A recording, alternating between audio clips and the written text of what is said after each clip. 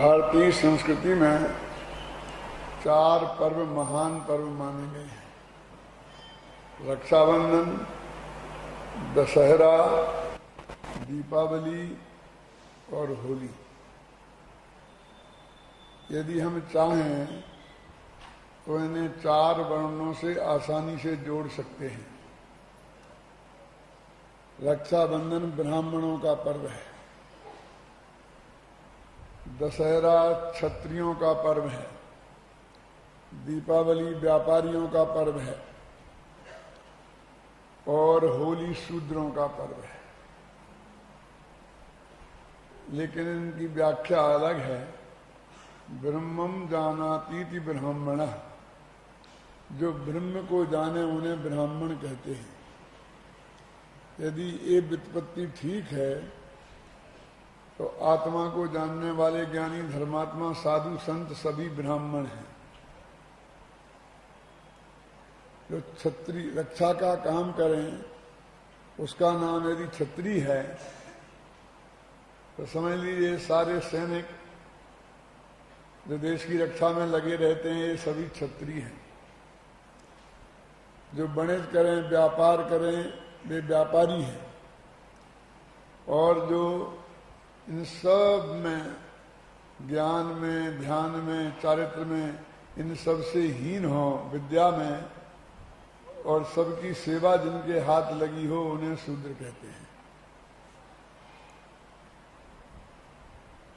रक्षाबंधन इस नियम से ब्राह्मणों का पर्व क्यों है? क्योंकि चौमासा आरंभ हो जाता है, सारे रास्ते रुक जाते हैं। पुराने जमाने में तो इतने पक्के रोड नहीं थी, रेलवे नहीं थी, तो एकदम आवागमन अवरुद्ध हो जाता था। किसान लोग बरसात होने से खेत बो देते थे और अब फसल की प्रतीक्षा करते थे, उन्हें कोई खास काम नहीं रहता था। व्यापारी भी आवागमन अवरुद्ध हो जाने से और शादियां बंद हो जाने से उनका धंधा भी बहुत कम हो जाता था, तो वे भी फुर्सत में रहते थे। रास्ते अवरुद्ध होने से क्षत्रिय लोग भी लड़ाइयां नहीं लड़ सकते थे, तो सैनिकों को भी आराम मिल जाता था। ये तीनों को आराम मिलता था तो ब्राह्मणों का काम बढ़ जाता था। ब्राह्मण माने धर्मोपदेशक। साधु संत भी चौमासा करने लगते थे, एक जगह रहने लगते थे, और ज्ञानी विद्वान भी, उन्हें बहुत श्रोता मिलते थे क्योंकि सभी खाली हैं। तो 4 महीना चौमासे का काल एक तरह से बिल्कुल धर्म का काल था। सबकी दुकानें बंद होती थी तो पंडितों की दुकानें खुल जाती थी। सबकी दुकानें खुलती हैं तो पंडितों की दुकानें बंद हो जाती हैं। इसलिए रक्षाबंधन ब्राह्मणों का पर्व है, माने आत्मज्ञानियों का पर्व है, धर्मोपदेशकों का पर्व है। इस 4 पर्वों में से जैनियों ने 2 पर्व अपनाए और 2 की छुट्टी कर दी। रक्षाबंधन और दीपावली को तो अपना लिया, लेकिन दशहरा और होली को नहीं माना। ऐसा क्यों हुआ, इस पर हम गहराई से विचार करते हैं तो एक बात सामने आती है कि अहिंसा धर्म में आस्था रखने वाला ये जैन समुदाय हथियारों की पूजा कैसे कर सकता था? दशहरे के दिन क्या होता है? क्षत्रिय लोग अपने हथियार निकालते हैं, उनको धोते हैं, प्रयोग करते हैं कि कहीं जंग तो नहीं लग गई, काम के हैं कि नहीं है, जिसको उन्हें पूजा कहते हैं, हथियारों की पूजा करते हैं। तो अहिंसा प्रिय समाज को शस्त्र पूजा कभी पसंद नहीं आती और शस्त्रों का प्रदर्शन भी पसंद नहीं आता था। इसलिए इस हिंसा के सूचक पर्व को उन्होंने नहीं अपनाया। द्वेष का सूचक पर्व था ये, और होली राग का सूचक पर्व है। समझे ना? तो वीतरागी धर्म जिसमें राग की प्रधानता हो, ऐसे होली पर्व को कैसे स्वीकार कर सकता था? किसी जाति और विशेष से कोई ब्राह्मण नहीं। जो ब्रह्म को जाने वो ब्राह्मण, जो रक्षा का काम करें वो क्षत्रिय, जो व्यापार करें वो वैश्य, और जो शूद्र। अकेली बात इतनी ही नहीं है। शूद्र मतलब होली माने क्या, कब आती है होली? बसंत ऋतु में, जब चारों ही समुदाय शूद्र बन जाए, उसका नाम है होली। मन की गंदगी बाहर निकलने लगे, सब में उन्मत्तता आ जाए, एक मजाक में ही सही एक दूसरे को गालियां बकलने लगे, कीचड़ उछालने लगे एक दूसरे पर। ये क्या है? क्यों कहते हैं ना, होली में बुढ़े भी जवान हो जाते हैं, सब लोगों के अंदर में भावनाएं विकृत हो जाती हैं और वो राग रंग में मस्त हो जाते हैं। हमारे शास्त्रों में वर्णन आता है, राजा ने बसंत उत्सव मनाया, समझे ना? तो ऐसा राग रंग का बरधर होली पर्व भी जैनियों को स्वीकार नहीं हुआ। रक्षाबंधन और दीपावली, ये दो पर्व के बारे में जैनियों ने माना, और उनके बारे में क्या माना है उसकी चर्चा अपन करेंगे। अभी रक्षाबंधन का प्रसंग है तो रक्षाबंधन की चर्चा करेंगे, और दीपावली पे यहां रहे तो दीपावली की बात दीपावली के दिन करेंगे। तो रक्षाबंधन के संदर्भ में चाहे जैन श्रमण संस्कृति हो चाहे वैष्णव, दोनों में अद्भुत समानता दिखाई देती है। वहां भी विष्णु भगवान है, अकंपन है, वहां भी बलि राजा है, वहां भी बलि राजा का वध करके और रक्षा का काम विष्णु भगवान ने किया था। विष्णु माने रक्षक होता है। यहां भी विष्णु कुमार मुनि है, राजा बलि है, और उसको किसी भी तरह से समझ लीजिए पराभूत करके और उन्होंने रक्षा का काम किया था। ये कहानियां बिल्कुल दोनों एक सी मिलती जुलती हैं। मैं ये नहीं कहना चाहता हूं कि उन्होंने जैनियों की नकल की कि जैनियों ने उनकी नकल की।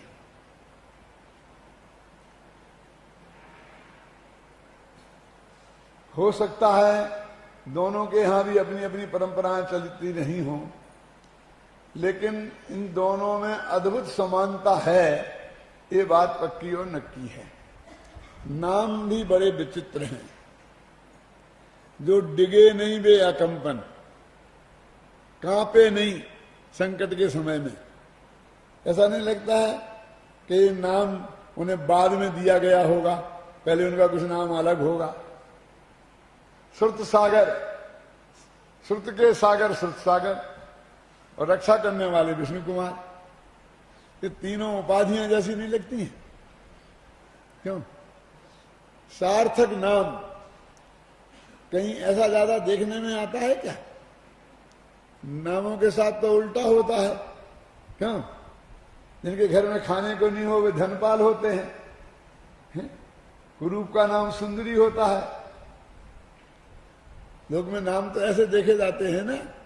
ये सार्थक नाम तो काव्य जगत में ही प्राप्त होते हैं, साहित्य जगत में ही प्राप्त होते हैं। जो भी हो, हम इसकी काल्पनिकता, सत्यता, असत्यता पर विचार करने नहीं बैठे, लेकिन हमारे यहां जो कथा उपलब्ध है उस कथा के आधार पर हम अपने चिंतन को प्रस्तुत करना चाहते हैं। यद्यपि मैं ये मान के चलता हूं कि रक्षाबंधन की कहानी से सब लोग भली भांति परिचित हैं, इसलिए उसमें ज्यादा समय लगाना समझदारी का काम नहीं है।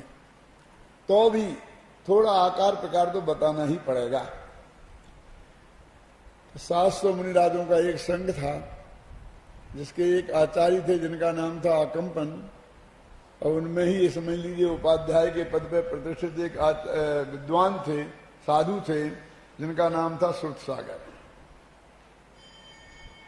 जब वो एक नगर में पहुंचे तो उनके दर्शन करने के लिए राजा भी आया, और राजा के जो 4 मंत्री थे वो जैन धर्म से विद्वेष रखने वाले थे।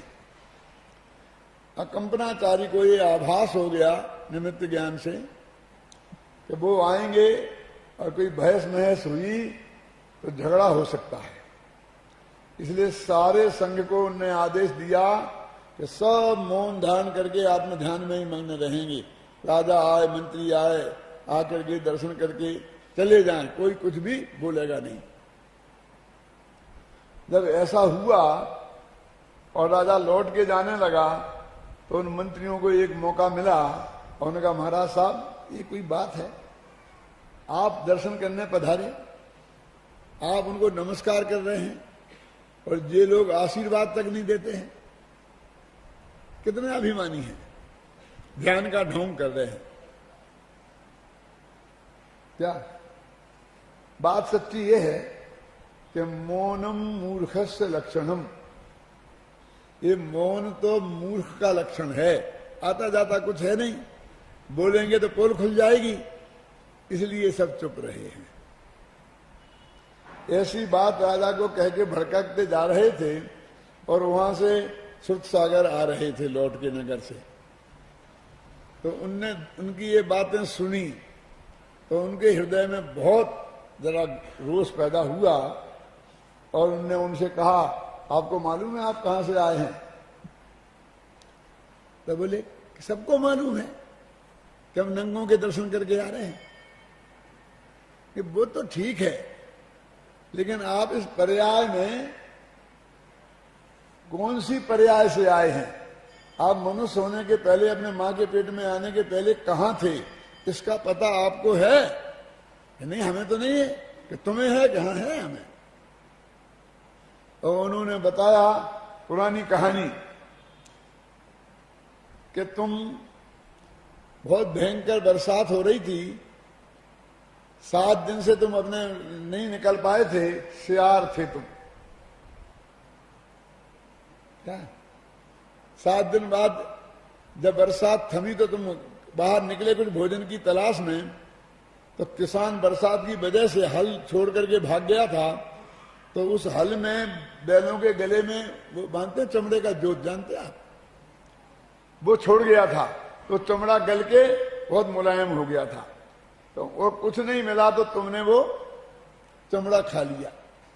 चमड़ा खा लिया तो भयंकर तुम्हारे पेट में दर्द हुआ और उस पीड़ा से तुम छटपटाते हुए मर गए। जब दूसरे दिन किसान आया तो उसने देखा कि तुम मरे पड़े थे और उसका चमड़ा तुम्हारे मुख में था, तो उसे बहुत गुस्सा आया, तुम्हारी उसने खाल खींची और अपने घर में टांग रखी है। अब तुम्हें भरोसा करना हो तो जाकर के उसके घर में देख लेना कि तुम्हारी पूरब भव की खाते हैं। ये सुनकर के वे बहुत अपमानित हुए। नहीं ना, बात तो सच्ची थी। चले गए, राजा के सामने कुछ बोल नहीं सकते थे, पता भी किया तो वो खाल भी टंगी थी उसके घर पे, किसान के घर पे। रात में चारों मंत्रियों ने विचार किया कि अपन बदला लेंगे इनसे, तो उन्होंने जब सब लोग सोने लग गए तब वहां से वो निकले। यहां आचार्य सुरसागर आचार्य कंपनी के पास पहुंचे और उन्होंने जाकर के सारी कहानी सुनाई, क्योंकि ये नियम है कि कोई साधु के साथ कैसी घटना घटे तो आचार्य के सामने उसे निवेदन करना पड़ता है। अब वो तो समझते थे कि मैंने ऐसा मुंह तोड़ जवाब दिया है कि आज मेरी बहुत प्रशंसा होगी और सुरसागर के अलावा एक आध उपाधि और मिल जाए, विद्या भारती एक आध उपाधि मुझे और मिल जाए। लेकिन जब उन्होंने ये कहानी सुनाई तो आचार्य कंपन एकदम गंभीर हो गए, कुछ बोले नहीं। उनकी वो गंभीरता देखकर सुरसागर को समझ में नहीं आया, समझ में आ गया कि बहुत बड़ा कोई अपराध मेरे से हो गया है, क्योंकि इतना गंभीर तो मैंने आचार्य श्री को कभी देखा ही नहीं। समझे ना?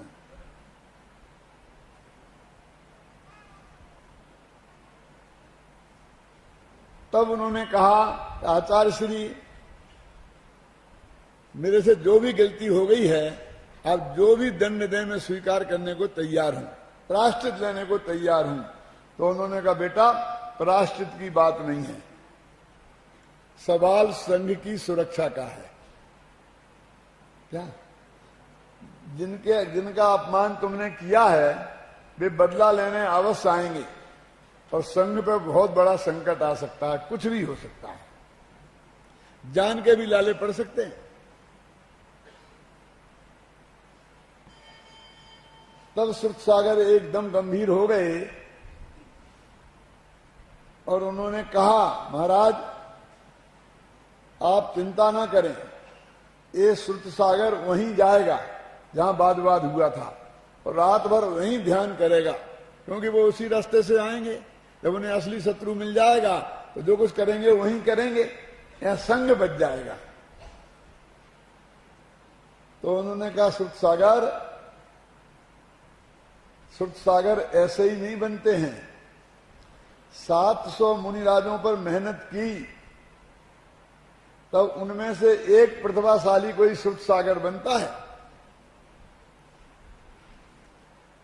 मैं अपने सबसे प्रिय शिष्य, जिसको भरी सभा में मैंने श्रुतसागर की उपाधि दी थी, अकेला मरने के लिए नहीं छोड़ सकता हूं कि नहीं आचार्य श्री, सवाल मरने के छोड़ने का थोड़ी है। क्यों? मैं ही वहां जाऊंगा और आचार्य श्री गंभीर रहे और वो उठ के चल दिए, क्योंकि आचार्य श्री ये तो कहने वाले नहीं कि जाओ बेटा मरो, हम तुम्हारे साथ नहीं मरेंगे। लिखा तो ऐसा ही है शास्त्रों में कहीं कहीं कि उन्होंने कहा जाओ तुम ही खड़े रहो, अब सारा संकट नहीं आए, तुम्हारा जो होगा सो भोगना, अब जो जो करे सो भोगे। लेकिन मेरे दिल को स्वीकार नहीं हुआ तो मैंने अक्षम अपराध नाम की कहानी, आप कुछ भी कहो पुस्तक में लिखी है, उसमें ये संवाद लिखा है जो आपको मैंने अभी बताया कि उनने खुद ही वो स्वीकार किया, अकंपन ने नहीं। लेकिन उनको समझ में आया कोई दूसरा रास्ता नहीं है तो वे बेचारे चुप रह गए और श्रुतसागर वहां चले गए। फिर क्या हुआ वो आपको मालूम है। वे आए, उन्होंने तलवारें खींची और फिर वो कीलित हो गए, जो कुछ भी हुआ। फिर वो मुनि संघ वहां से बिहार कर गया। चारों मंत्रियों को राजा ने देश निकाला दे दिया, ऐसा काम करने की वजह से। वे जिस नगर में वो जाकर, आखिर बुद्धिमान मंत्री तो थे ही, वो राजा बलि के पास वहां जाकर के, दूसरे राजा के महापद में था, क्या नाम था, उनके यहां जाकर के उन्हें अपनी कुछ कला दिखाई। राजा खुश हो गया, उन्हें चारों को मंत्री बना लिया और वरदान दे दिया, जो तुम्हें मांगना हो कराने के। राजा ऐसा तो करते ही थे, जो चाहो सो मांग लो बेटा, सारी दुनिया इनकी हो।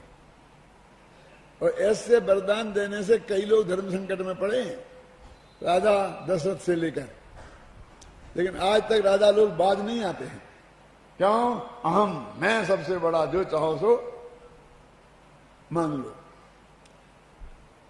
जब उन्होंने देखा कि वही संघ आ गया है तो इसका बदला लेने के लिए अच्छा मौका है, तो राजा से उन्होंने 7 दिन का राज्य मांग लिया।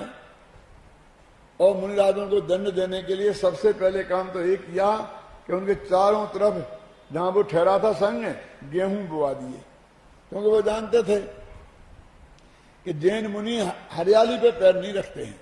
इन्हें कैद में रखने के लिए कोई बड़ी बड़ी दीवारें बनाने की जरूरत नहीं है, तो चारों तरफ हरियाली कर दो, रास्ता मत छोड़ो, तो अपने आप कैद हो जाएंगे। इस तरह उन्हें कैद कर दिया और बहुत गंदे गंदे पदार्थों का वहां धुआं किया, जिससे उनको बहुत उपसर्ग हुआ। फिर एक मुनिराज थे विष्णु कुमार, जब उन्हें पता चला कि उन्हें विक्रिया रिद्धि प्राप्त है तो उन्होंने रक्षा करने का भाव आया और वो आए और राजा के पास गए बामनिया का भेष बनाकर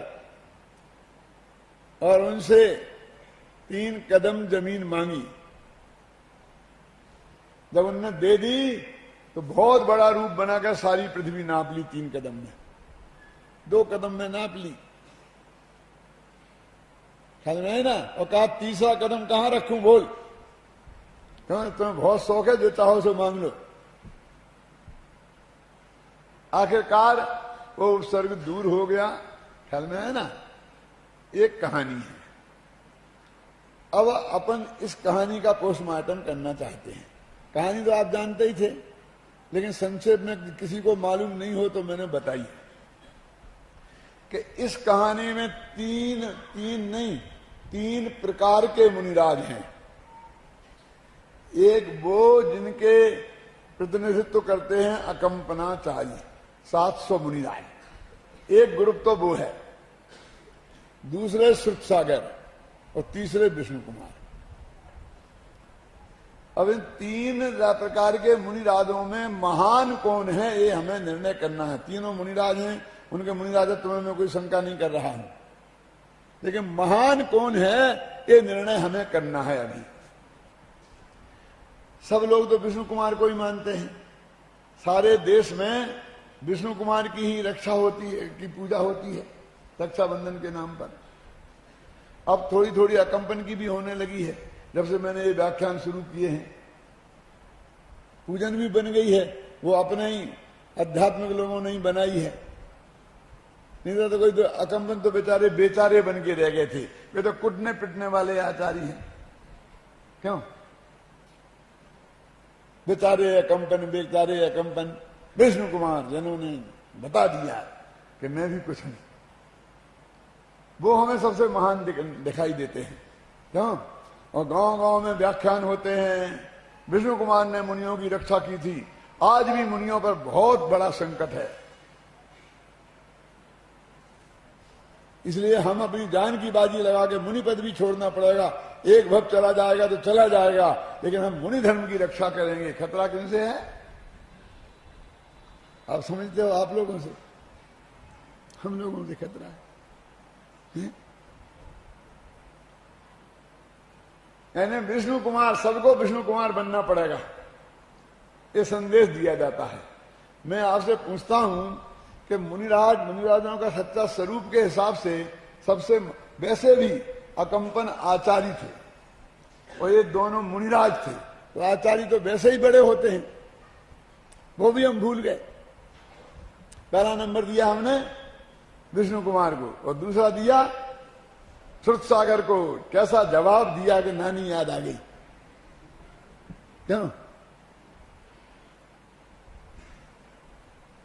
यदि ये दो नहीं होते तो न मालूम 700 मुनिराजों का क्या होता। अरे इन दो की वजह से तो उपद्रव हुआ, यदि दो नहीं होते तो सारी जनता उनके चरणों में झुक ही रही थी, क्यों? इस उपद्रव को आमंत्रण किसने दिया, क्यों? समझ में ना क्या होता, बोलिए। लेकिन हमारी दृष्टि में वो मुनिराज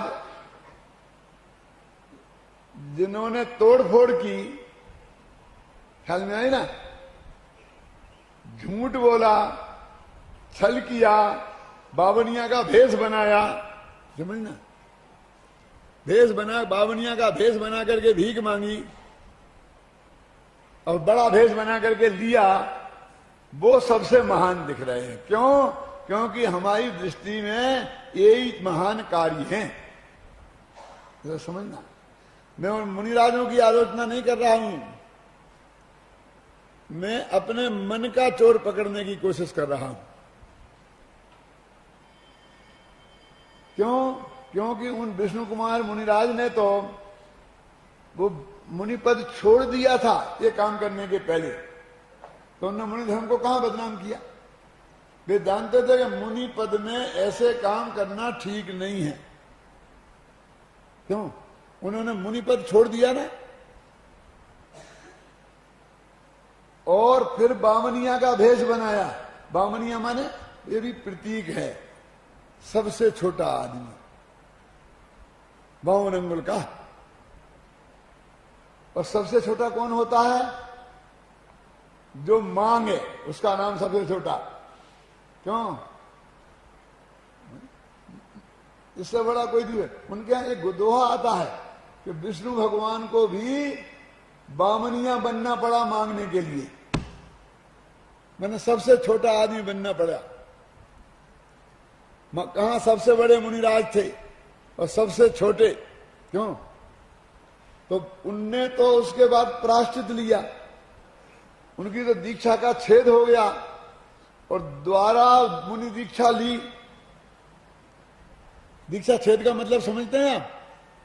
कि क्या है, फटाफट अपने छेद कर दिया तो द्वारा जाके फिर ले ली, मुनि के मुनि बन गए। क्यों? जाके अस्पताल में इलाज करा लिया, ऑपरेशन करा लिया, छोड़ छाड़ के फिर आगे फिर बन गए, खत्म, बढ़िया। क्यों? आप जानते हैं उनकी सारी सीनियरिटी खत्म। सीनियरिटी का मतलब समझते हैं? एक मुनिराज ने आज दीक्षा ली और एक ने ली कल माने आने वाले कल, एक ने ली रविवार को, दूसरे ने ली सोमवार को। तो सोमवार को जिसने दीक्षा ली उसे रविवार को दीक्षा लेने वाले मुनिराज को नमस्कार करना पड़ेगा और वो उन्हें धर्म वृद्धि देंगे। अब ये 20 साल पुराने दीक्षित, सैकड़ों को इनने पढ़ाया लिखाया और कदाचित मान लो आचार्य हो तो दीक्षा भी दी हो। क्यों? अब दीक्षा छेद हो गई, द्वारा मुनि बने, तो अपने ही उन शिष्यों को नमस्कार करना पड़ेगा और वे आशीर्वाद देंगे धर्म वृद्धि रस्तु। समझे? ये कितना बड़ा दंड है। इससे बड़ा दंड कोई दुनिया में हो सकता है? क्यों? ये तुम्हें पढ़ाते हो रोजाना, तुम सबके चरण कमल छूते हैं और करें इनको, ये तुम्हारे अध्यात्मों को तुम्हारे चरण छूने पड़े।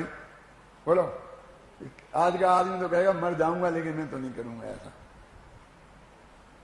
लेकिन है, शास्त्र का नियम है। दीक्षा छेद का मतलब आप समझते हैं कितनी बड़ी सजा। आज तक का जो तुमने मुनि धर्म था वह सब गया। इतना बड़ा दंड जिनने स्वीकार किया, ख्याल में आई ना? अब उसके हम गीत गा रहे हैं। वे अपनी जिंदगी का सबसे अच्छा दिन मानते होंगे इसे कि सबसे बुरा दिन। किसी मुनिराज की दीक्षा का छेद हो जाना, क्यों? ये उसके लिए सबसे बुरा दिन है कि अच्छा दिन? और हम ये हैं कि हम उसी दिन को याद कर करके उनकी पूजा कर रहे। यदि उनने ऐसा नहीं किया होता तो साहब विष्णु कुमार की पूजा का कभी नंबर ही नहीं आता। क्या किया? क्यों? हमें रक्षा रक्षा रक्षा रक्षा दिखती है, लेकिन उन्होंने अपने पद से भ्रष्ट हुआ ये नहीं दिखता है। गंभीरता से सोचो। दूसरा नंबर अपने सुध सागर को दिया और उनका बचाव करते हैं हम बहुत। उन बेचारों को पता नहीं था आचार्य श्री की आज्ञा का कि उनने कहा था कि भाई यहां तो कोई बोलना मत, ध्यान में बैठे रहना। यदि पता होता तो वे बिल्कुल नहीं बोलते। बेचारों को पता नहीं था। मैं कहता हूं कि उन्हें ये पता नहीं था कि आचार्य श्री ने ऐसी आज्ञा दी है, लेकिन वे तो श्रुत के सागर थे। ये तो जानते थे ना कि चलते रहते हर किसी से, खासकर विरोधी से उलझना अच्छी बात नहीं है। तो इतनी भी नहीं जानते थे, इतना तो हम और आप भी जानते हैं। क्यों? क्या श्रुत के सागर को ये भी समझाना पड़ेगा? उन्होंने अपने विवेक से कोई अच्छा निर्णय किया था क्या? छोड़ो विवेक की बात, पता नहीं था। क्यों नहीं था पता? कि साहब एक कल उपस्थित नहीं थे जब उन्होंने बताई थी। क्यों नहीं थे उपस्थित? अनुपस्थित रहना ये तो कोई बहुत बढ़िया काम होगा। किन विद्यार्थियों के इस बात के लिए माफ किया जा सकता था कि कल हम मौजूद नहीं थे इसलिए हमें पता नहीं था कि क्या सूचनाएं दी गई। क्यों? इस वजह से कोई चीज माफ की जा सकती है कि की जानी चाहिए? पता नहीं होना भी तो अपराध है। ये क्यों नहीं थे उपस्थित वहां? जब सारा संघ उपस्थित था तो वे कहां गायब हो गए थे? क्यों? मेरे कहने का बचाव का कोई रास्ता नहीं है, लेकिन हम तो निकालते हैं। उपद्रव की जड़ तो उनने पैदा करी वहां से, लेकिन वे हमें महान दिखते हैं। और अकंपनाचारी बेचारे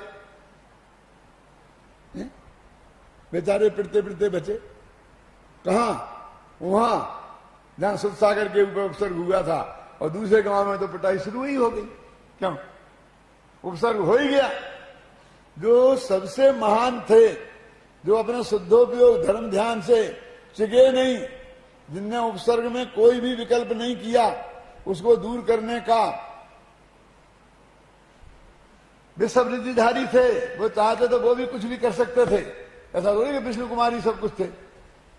उनमें कोई ऐसा नहीं था।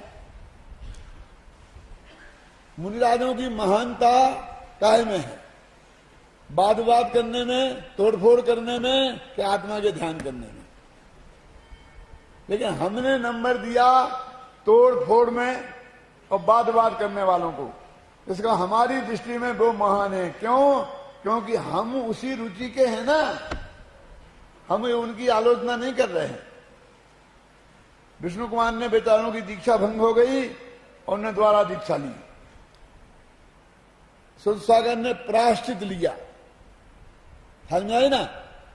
जिन कामों के लिए उन्हें प्रायश्चित दिया गया आचार्य द्वारा और दीक्षा छेद हुई, उन कामों के लिए हम उन्हें पुरस्कृत कर रहे हैं। उस वजह से हम उनकी पूजा कर रहे हैं। क्यों? हमारी वृत्ति देखो, क्या हम क्या है? ये सवाल उन पर नहीं है, सवाल अपनी ये समझ पर है। अपने समंत भद्राचार्य, अरे क्या समंत भद्राचार्य का क्या पता तुम्हें? ये ऐसा डंके की चोट बोलते थे, बादार्थी विचराम में हम जन्नर पते साद्रूढ़ विक्रीडतम, मैं शेर के समान बात के लिए विचरण करता हूं।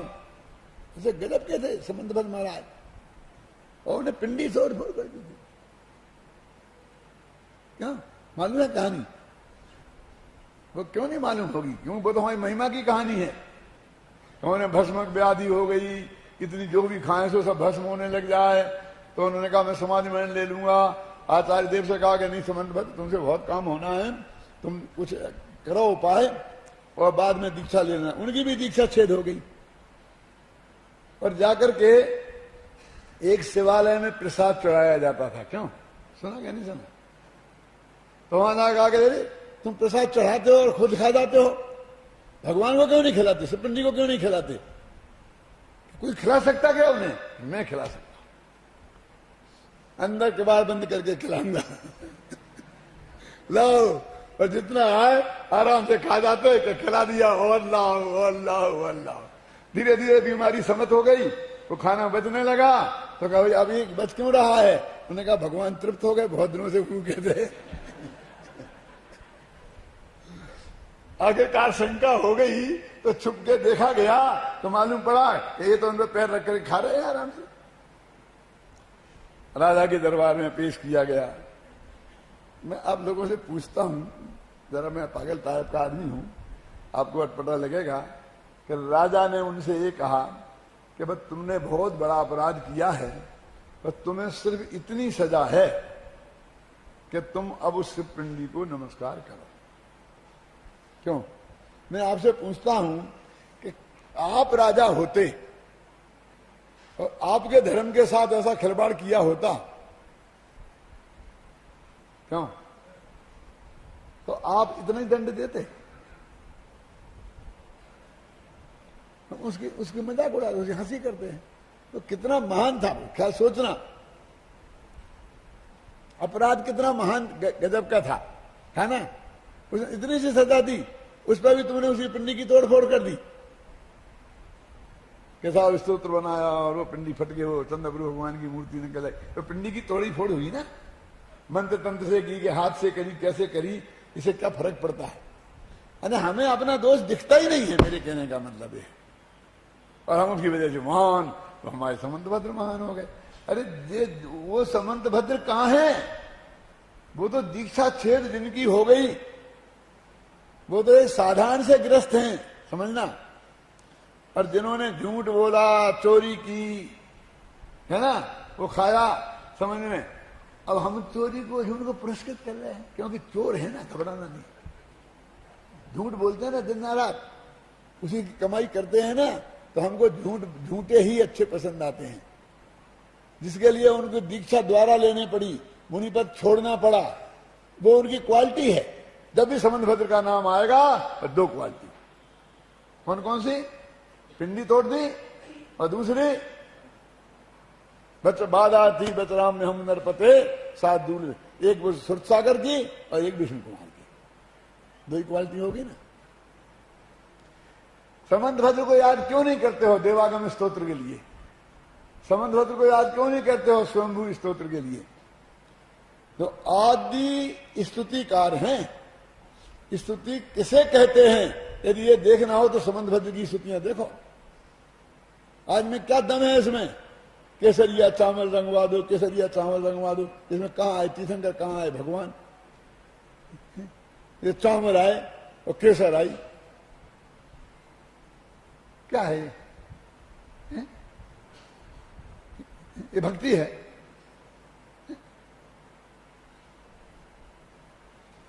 देवागम न भोयाने चामरादि विभूतिया माया विश्व विदेशंते नातस्तमसिनो महान।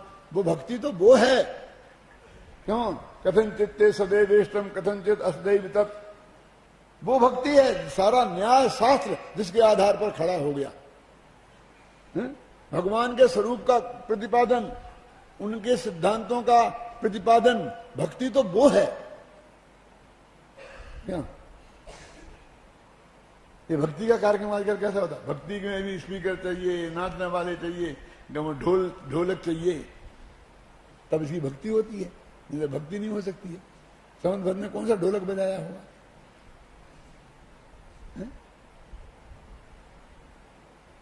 सोचो आप। माने ये हमारे मन का पाप है कि हमको वो तोड़ फोड़ की प्रवृत्तियां, झूठ बोलने की प्रवृत्ति, चोरी की प्रवृत्ति, समझिए ना, अभक्ष भक्षण की प्रवृत्ति। अभक्ष भक्षण खाया ना, वो जेनी के घर से आया होगा, वो पकवान आता होगा, कैसा आया होगा? क्यों? समझे ना, उसको हम पुरस्कृत कर रहे। वो समंतभद्र की, हम समंतभद्र के भगत हैं। किस लिए? कि जिसने कहा नास्माकम परीक्षा प्रधाना नाम, हे भगवान महावीर, हम जैसे परीक्षा प्रधानी के लिए तुम ऐसे ही नमस्कार करने योग्य नहीं, पहले हम तुम्हारी भी जांच करेंगे तब तुम्हें नमस्कार करेंगे। हम उस समंतभद्र के पुजारी हैं कि जिसने परीक्षा किए बिना भगवान को भी नहीं माना और आप तो परीक्षा, आप तो मीमांसा लिख दी। तो ये रक्षाबंधन पर्व में 3 मुनिराज हैं, 3 ग्रुप हैं। एक अकंपनाचारी का, एक श्रुतसागर का, एक विष्णु कुमार का। एक जो मन वचन काय से डिगे नहीं, इसलिए सार्थक नाम हुआ अकंपन, कांपे नहीं वो। और दूसरे वाणी से डिग गए। बात किया ना, मन से तो डिगे ही, वाणी से भी डिग गए। और तीसरे वाणी से भी डिग गए और काया से भी डिग गए। वो भी बावनिया का रूप बना लिया ना, कम से कम इन्हें भेष तो नहीं बदला था।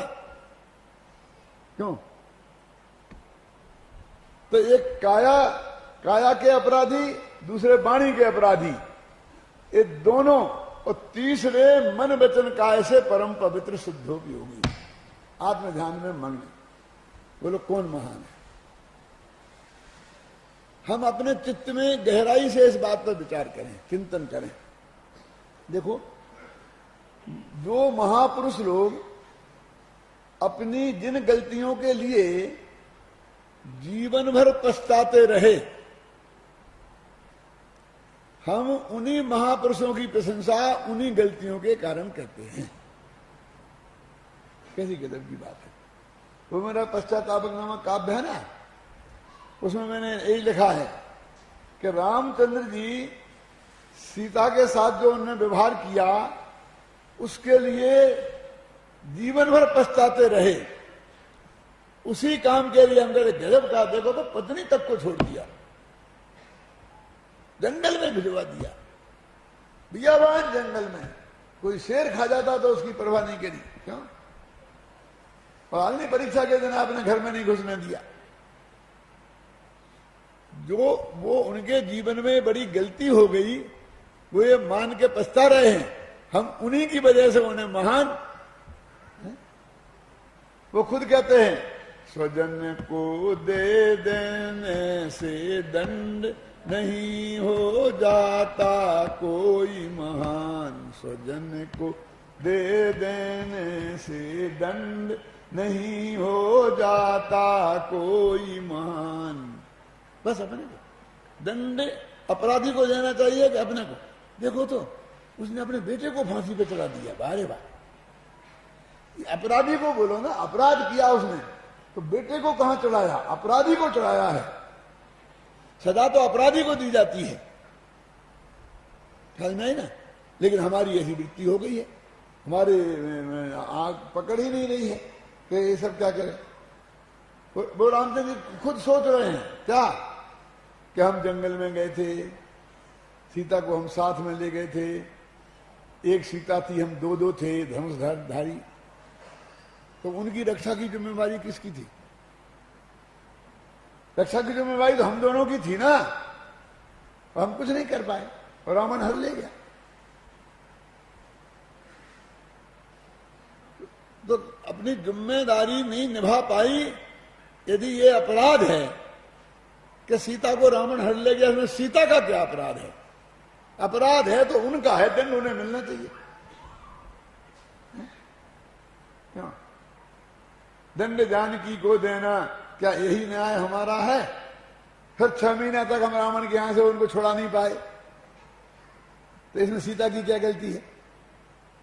कि वो 6 महीने तक वहां रही, 6 महीने तक वहां रही, तो 6 महीने तक वो अपनी राजी से रही क्या? पर पुरुष के घर 6 महीने तक रही, हम कैसे उसे माफ कर दें? अरे माफ कर दे, तुम 6 महीने तक नहीं छुड़ा पाए, तुम्हें कैसे माफ कर दें? तुम बात करो। क्यों? और उसकी गलती थी और तुम्हें जंगल में ही भेजना था, तो वहीं रहने देते ना आराम से, लाए काय पे छुड़ा कर दी अपनी नाक के पीछे। क्यों? जो होता हो जाता, मर जाती जी जाती, जो कुछ भी होता हो जाता, और लाए और जंगल में शेर को खाने के लिए छोड़ दिया। और धोबी के कहने से सोचते ना, खुद ही वे कहते हैं मेरे से समझदार तो धोबी निकला।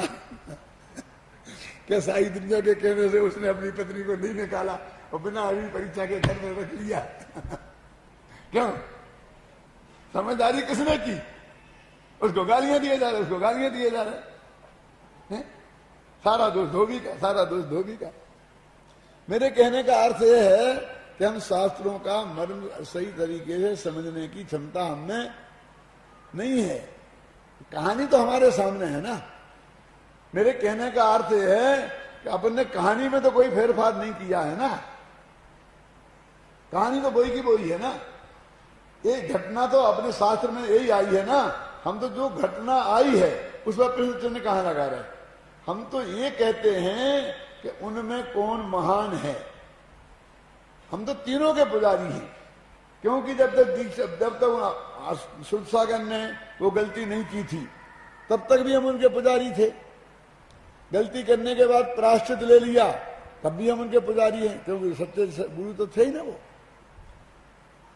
विष्णु कुमार ने जब तक बावनिया का भेष नहीं डाला था तब भी हम रोजाना उन्हें अर्घ चढ़ाते थे। परमेश्वरी को अर्घ चढ़ाते हैं ना, देवसास गुरु की पूजन करते हैं ना, तब भी चढ़ाते थे। और बाद में द्वारा दीक्षा ले ली तब भी चढ़ाते हैं। वो बीच का पीरियड है, उस वक्त हम नहीं चढ़ाते। लेकिन तुम तो वही को याद करके चढ़ाते हो। क्यों? भाई कैसी विचित्र बात है। रक्षा करने वाले महान हो गए, जिनकी रक्षा की छोटी हो गई। यही तो हुआ ना कि पारसनाथ की रक्षा किसने की? धैर्येन्द्र पद्मावती ने। क्यों? तो महान कौन? पारसनाथ का धैर्येन्द्र पद्मावती। क्यों? बताओ कि अब इसमें महानता किसकी है? बेचारे पारसनाथ तो पिट रहे थे, यदि वे नहीं बचाते तो वे तो बेचारे हो गए। एक तरफ लगे भगवान जिन्हें अंतर्मुक्त में केवल ज्ञान हो गया। अरे वे तो वज्र से नाराज संगम की थे, उनके लिए तो वज्र की ताकत से भी कुछ उनका उंगली हिल नहीं सकती थी। हजारों देव उनकी सेवा करते थे, क्या कमठ की क्या हैसियत थी? वे बेचारे हो गए आत्मा का ध्यान करने वाले, जो आत्मा के ध्यान से नहीं डिगे। प्रकृति ने तो उन्हें केवल ज्ञान दिया उसके बदले में, और हमारे लिए बेचारे हो गए। क्यों? और बस पद्मावती जी की महिमा होने लगी। और वो पद्मावती की मूर्ति 3 फुट की, उसके ऊपर 1.5 इंच के पारसनाथ, वो जैसे वो माथे पर लगाते थे, वो क्या औरतें लगाती ना माथे पे, ऐसे भगवान पारसनाथ बैठे। क्या हो गया? रक्षा करने वाला महान हो गया। क्यों? कि उन्होंने रक्षा की। अरे क्यों की, किसने की रक्षा? शास्त्र में क्या लिखा है? क्या लिखा है? धरणेन्द्र पद्मावती ने ऐसा लिखी ना, तो धरणेन्द्र तो गायब ही हो गया, ये पद्मावती आए वापस हो गए। क्यों? ये कैसे हो गया कि धरणेन्द्र का मूर्ति बना के क्या करते हो वहां? क्योंकि ऐसे तो भगवानों की बहुत है, पुरुषों की तो एक महिला को चांस देना चाहिए ना, महिला खुद। अरे धरणेन्द्र पद्मावती, तो धरणेन्द्र ने की रक्षा, तो पद्मावती तो उनकी पत्नी से साथ में हो गई ही ना, उसमें क्या है? क्यों? यानी पति के साथ पत्नी तो रहती ही है ना, समझे ना? मैं पूछता हूं, रक्षा करने पद्मावती गई थी कि धरणेन्द्र? और धरणेन्द्र के साथ पद्मावती गई थी कि पद्मावती के साथ धरणेन्द्र गए थे? विचार कर, हम कहां से कहां पहुंच गए, सोचने की शक्ति हमें रही नहीं है। अरे जिसकी उनने परम पूज्य मान के, मैं धरणेन्द्र पद्मावती की निंदा नहीं करना चाहता, क्योंकि उन्होंने तो उनको परम पूज्य मान के उनको उपसर्ग दूर करने का भाव किया। उनने क्या गलती की? मैं तो हम अपनी समझदारी को कोस रहा हूं कि हमने भक्तों ने ये किया, शायद उनको भी पसंद नहीं होता। क्यों साहब? एक पुलिस सुपरिटेंडेंट को हम अपने यहां बुलाएं और उसके सामने सिपाही के गीत गाएं, क्यों? वो पसंद आएगा? सिपाही को पसंद आएगा? कहे भैया भी साहब की बात करो, मेरी बात क्या कर रहे? क्यों साहब? अरे हमारे लिए तो यही भगवान है, हमारी रक्षा तो एक ही करते हैं, आप तो ठीक है। लेकिन ये होगा मिनिस्टर के सामने आकर के पुलिस सुपरिटेंडेंट की प्रशंसा करो, चलेगा? बोलो, लोग में क्या सबका मर्यादा है? अब तुम पास लेना होंगे, गीत गा रहे हो, वो तो कहते भैया तुम भी भगत और हम भी भगत। पारसनाथ को केवल ज्ञान हो गया, उनकी पूजा करो, उनकी भक्ति करो, हम भी तुम्हारे साथ करेंगे। गलती कोई धरणेन्द्र की थोड़ी है, पद्मावती की थोड़ी है। क्यों? गलती तो हमारी समझ की है कि हमारे समझ में हमारा दिवाला निकल गया है, हम सोचते ही नहीं है और इसमें विवाद करते हैं। उसने क्या किया? एक किया, एक प्रमाण पेश करते हैं, शास्त्र में लिखा है। अरे घटना घटी तो शास्त्र में लिखी होगी ना, क्यों? और उसके बाद ये प्रशंसा भी की होगी, कौन कहते जितनी योग्य है जिसके, समझे ना, प्रशंसा भी की होगी ना। लेकिन बाद में ये भी कि पार्श्वनाथ तो अपने में सुरक्षित थे। क्यों जी? मैं आपसे पूछता हूं, यदि धरणेन्द्र पद्मावती नहीं आते तो न मालूम क्या हो जाता, क्या हो जाता? उन्हें केवल ज्ञान नहीं होता, पिट जाते, सिर फूट जाता, खून निकलता, हड्डी खराब हो जाती, क्या हो जाता? अब बताओ तो। अरे जो हुआ वही होना था, केवल ज्ञान। उसके उपसर्ग के कारण कोई केवल ज्ञान हुआ नहीं और उपसर्ग निवारण के कारण भी केवल ज्ञान नहीं हुआ। इसलिए एक श्वेतांबर आचार्य ने तो बहुत स्पष्ट शब्दों में लिखा, कमठे धरणेन्द्रे च सोचितम कर्म कुर्वती प्रभोस्तुल्या मनोवृत्ति पार्श्वनाथा न वेस्तुते। क्या लिखा? कमठे धरणेन्द्रे च, वहां पद्मावती का नाम नहीं लिया, इतनी तो श्वेतांबरों में है। कमठ ने अवसर किया और धरणेन्द्र ने निवारण किया। उसने अपने कसाई के योग्य कार्य किया और उसने अपने भक्ति के योग्य कार्य किया। लेकिन हे पारसनाथ भगवान, तुम कमठ से नाराज नहीं हुए और पारसनाथ से, उससे धरणेन्द्र से खुश नहीं हुए, इसलिए मैं तुम्हें नमस्कार करता हूं। यदि तुम धरणेन्द्र से खुश हो जाते और कमठ से नाराज हो जाते तो कम से कम मैं तुम्हें नमस्कार नहीं करता। क्या कह रहे हो? क्यों? इसमें हमें तुम्हें फर्क क्या रहा? फिर जो हमें अनुकूलता बताता है उससे हम राग करते हैं, जो प्रतिकूलता बताता है वो द्वेष करते हैं। हम तो उस वीतरागता के पुजारी हैं कि जो न अनुकूलता बताने पर न प्रतिकूलता पर, ख्याल में है ना, वस्तुतः हम तो उस वीतरागता के पुजारी हैं। तो हमें रक्षाबंधन के दिन जरा गंभीरता से विचार करो थोड़ा बस। रक्षाबंधन शब्द का अर्थ क्या है? बहुत बहुत कहानियां कर ली हैं, बहन भाई की रक्षा करे, फलाना फलाने की रक्षा करे, ये करे वो करे। अरे इसका सीधा सच्चा अर्थ है राकेश, रक्षा का भाव भी बंध का कारण है। माने बचा मारने का भाव तो बंध का कारण है ही, रक्षा करने का भाव भी बंध का कारण है। वो पाप बंध का कारण है और ये पुण्य बंध का कारण है, लेकिन बंध का कारण है, बंध के अभाव का कारण नहीं है। तो शब्द से ये व्यक्त हो रहा है। क्यों?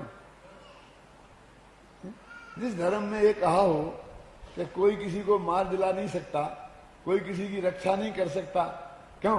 कोई किसी का भला बुरा नहीं कर सकता, वहां रक्षा के भाव को इतना दम मिलेगा, इतना महान मिलेगा? वो तो ये है कि न रक्षा का हमें पर में हम कर नहीं सकते, इस महान सिद्धांत का ये जैन दर्शन पुजारी है, तो हम गंभीरता से इस कहानी पर विचार करें। और ये आज जिन लोगों के पास ये किताब नहीं है, विद्यार्थियों के पास है तो अब हमारे मुमुक्षु भाइयों के पास, उनके लिए ये किताब हमने भेंट कर देने का नक्की किया है। तो शांति जी ने व्यवस्था की है, जिनके पास पहले से हो वे तो नहीं ले जाएं, लेकिन जिनके पास नहीं हो वो सब एक किताब ले जा सकते हैं और शांति से घर पर इसे पढ़ें। ये भी पढ़ें और दीपावली भी पढ़ें। तो दीपावली पर भी हमको सुनाने का मौका नहीं मिला और तुमको सुनाने का मौका नहीं मिलेगा, तो भी इसमें सब बात लिखी है। शांति से अपना स्वाध्याय